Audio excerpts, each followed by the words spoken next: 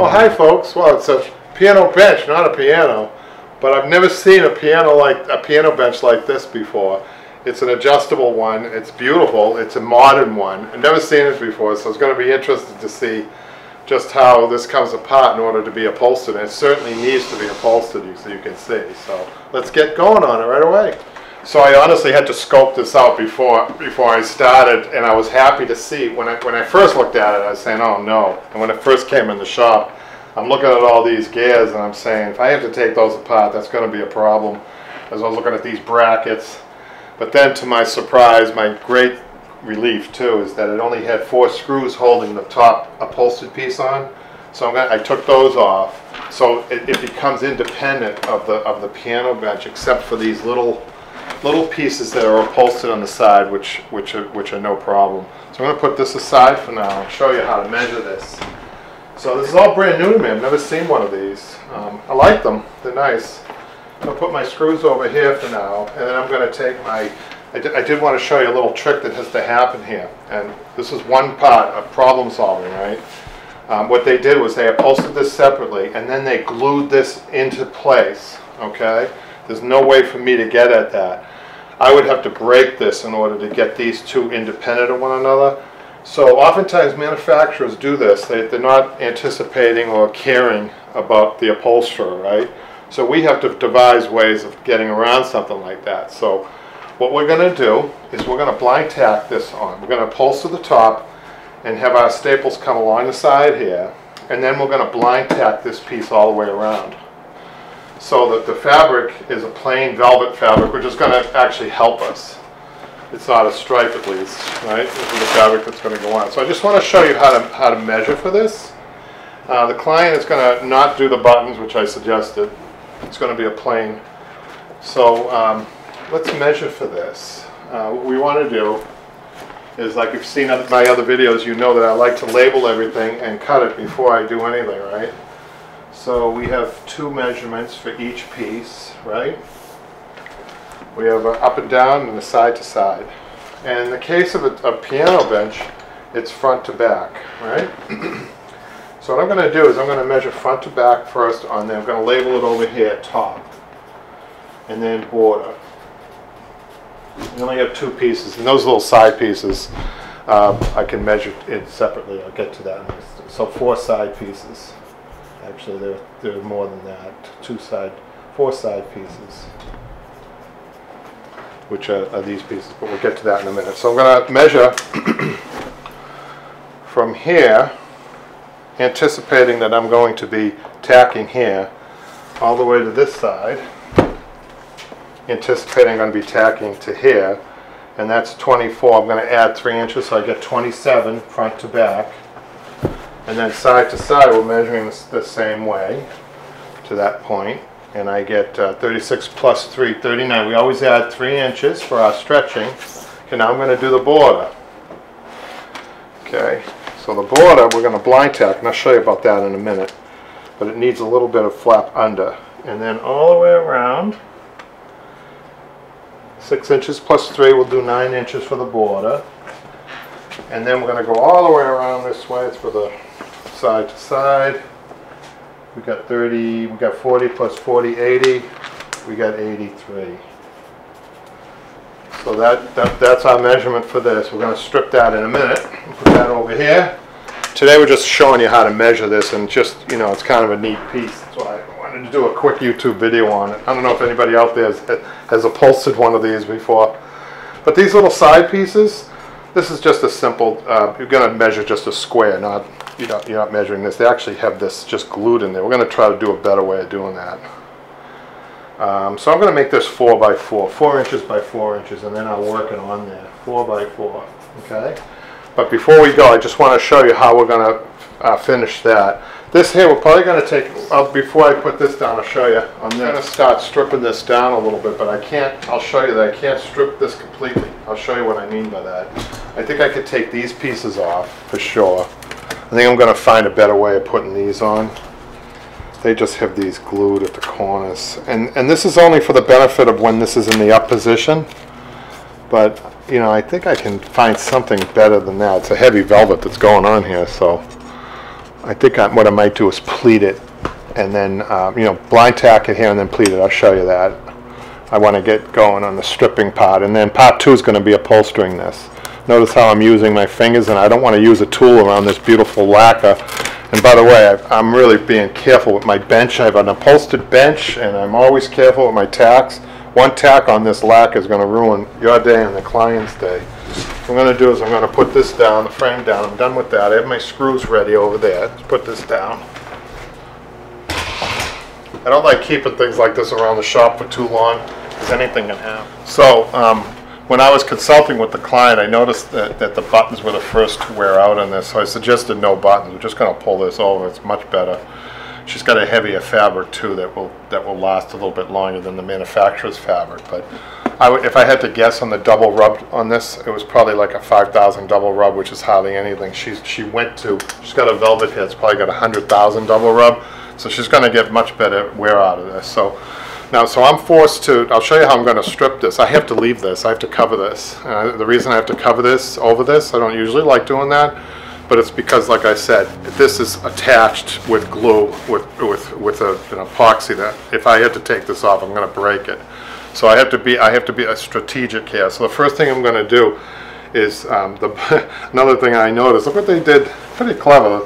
They have the buttons coming out here, the ties for the buttons coming out, just 2 buttons you can see. The rest are underneath these wood, just to kind of neaten it up a little bit, which I'm going to try to keep this. I don't want to undo this, so I'm going to try to take the buttons off from the top, which is probably going to be a little hard, but let's see. Oh no, it shouldn't be. I'm going to clip them off with my side cutters.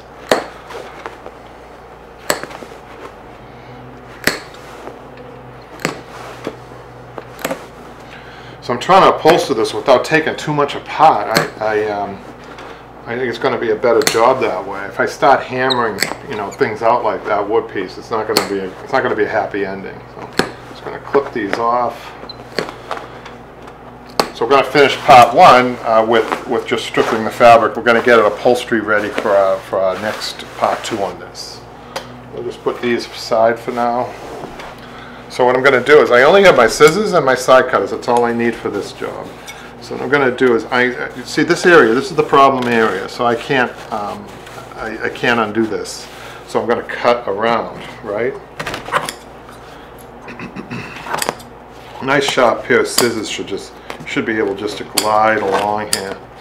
So what I'm going to do is I'm going to staple. Once I get this top cover off, I'm going to staple this down here so that it's not going to flap back on us. Now on my corners, I think I'm going to try to take a few staples out, okay, because they have the corners stapled and I can get at it. It's the only part I can get at, really. So I don't want too much bulk. I've never seen one of these before, so it's interesting. You know, come in the shop. You never know what's going to come in the shop.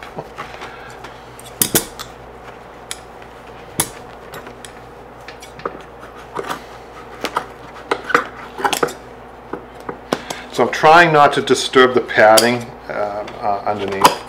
We'll see how that goes, because I'm not sure how they have that. If they've stitched, there's some stitching in here, and I'm not sure how that stitching is going to come out. Trying to reuse the polyurethane if I can too, because it's not that old. And I don't like re-poly. If I don't have to poly, if I don't have to use new poly, you know, my clients know this. I tell them, I say I don't like the fact that, you know, so much foam is being used unnecessarily, and you know, I'd have to just throw this in the landfill, this old foam, and it's perfectly good in most cases. So I'm just gonna cut along here.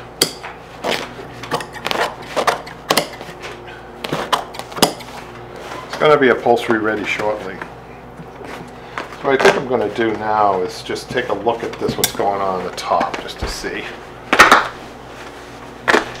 So this top layer is stitched to the foam, and I don't think I'm going to be able to do much with that. So I think what I'm going to do is take that off, take the whole thing off. I'm going to cut this now. It's actually stitched to this piece too, so we're going to have to remove that too. They've got an under, so what they did was they stitched the fabric through like a 1/4 inch foam and then onto another piece of fabric. So we're into more work than we first thought.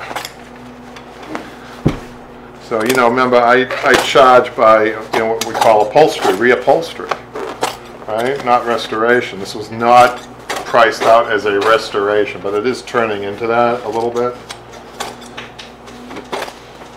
But that's okay. So far I'm satisfied that I can work with the price that I gave. And I told you as we go along, I'd like to advise people on pricing. Pricing's depending on what part of the world you're in, too. You know, it's tricky. As you get competition. You get competition from the other guy that's upholstering in your neighborhood, and you get competition from the new furniture stores. They're really competition, and because they're pricing things and working prices differently, you know. Sometimes they're breaking even on their pieces, the new furniture stores. So it's hard to compete with. But they have other gimmicks that they use to get people. Those are the gimmicks they use to get people in their store. But you have to compete with those prices somehow. I think a lot of it is talking to your client about what you're going to do and the labor. That's why I love teaching upholstery in my class, because they make my students make my best customers, because they're saying they realize how much work there is in this. So what I'm going to do is cut along the bottom now. I'm going to cut this off to see what I have. I want to try to end up with a nice clean piece on the bottom without disturbing that glued piece that they have in there. So I'm going to try to remove all of that cover, and look at that, it's coming apart on me. Look at that, you see that? So it's the wood that they're using isn't terrific. So I need to fix that, see what's happening? So one thing leads to another, right? So let's just continue, now that I see that happening. We have a lot of bunched up fabric here though, so we're going to have to take that off. So even though some of the wood came off, I'll show you how to overcome that. It's not particle board, but it looks like a plywood that they use. So that's not great. So I'll show you how I'm going to overcome that though. So, you know, we problem solve, right, as upholsterers.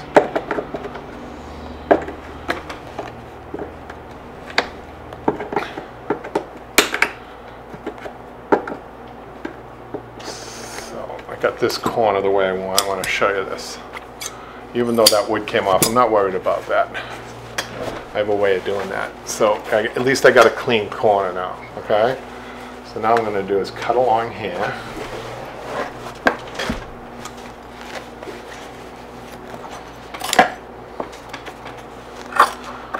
So if my client came in and I said I need to totally restore this, right? I wouldn't have had the job. You know, so I usually give people two jobs. One would be to reupholster it, take the old fabric off, reuse what I can, refresh it. That's much less than, say, a restoration, meaning I have to take it down to the frame and charge you double. So usually you don't get jobs like that. I mean, occasionally you need to do it if there's water damage or something like that, but and people will pay for it occasionally. See, this piece is coming off just like the other one. That's okay, I'll fix that very easily. So, but my corners, when I are coming off easier this way, so then I cut this like that, right? I can't go in here, so I have to cut that.